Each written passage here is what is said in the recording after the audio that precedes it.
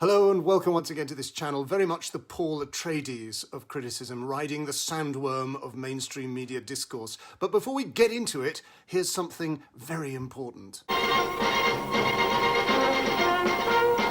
Hello, I'm outside Crouch End Waterstones in London's North London, because it's here on Tuesday, April the 16th at 7 p.m.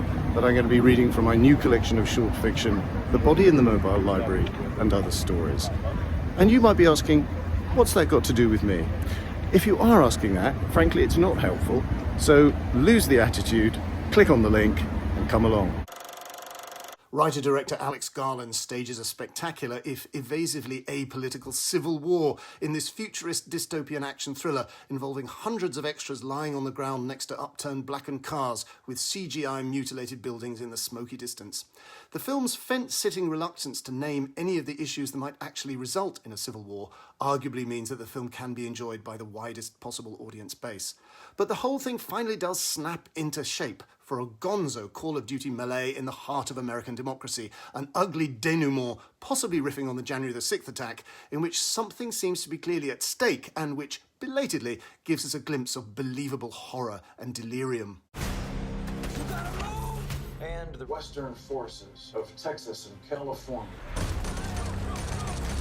will be welcomed back to these United States as soon as their illegal secessionist government is deposed.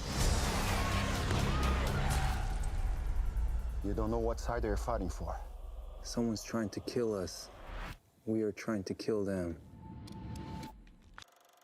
The scene is an America whose evident but unspecified divisions have exploded into open fratricidal warfare. The states of Texas and California are now ruled by the rebellious secessionists, the Western Forces, or WF, making massive advances on Washington, D.C., a situation about which the bad guy president, played by Nick Offerman, is in denial, making delusional TV addresses about how well he's doing.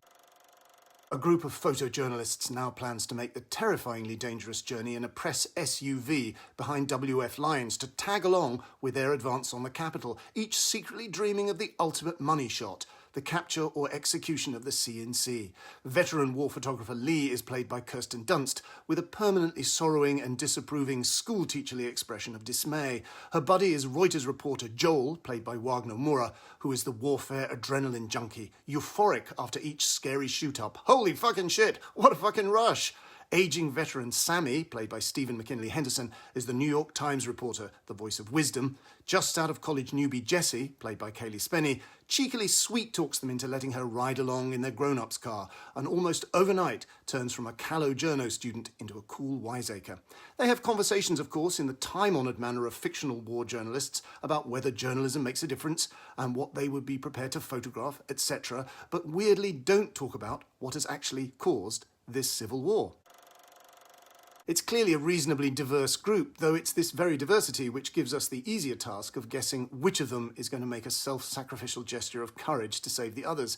For their journey, Garland gives them freaky and surreal episodes and encounters, underscored by interesting and emphatic musical choices which mimic their dissociative trauma, though sometimes these episodes will be suddenly curtailed. At one stage, they're pinned down by a sniper in an abandoned outdoor play area with Christmas music bizarrely playing. Next thing we know, they're safely back in the car. How? It's a strange, violent dream of disorder, drained of ideological meaning. That's it. Don't forget, my new collection of short fiction, The Body in the Mobile Library and Other Stories, is now available, and there's my reading at Waterstones Crouch End on Tuesday, April the 16th. The link is given below. Please come along.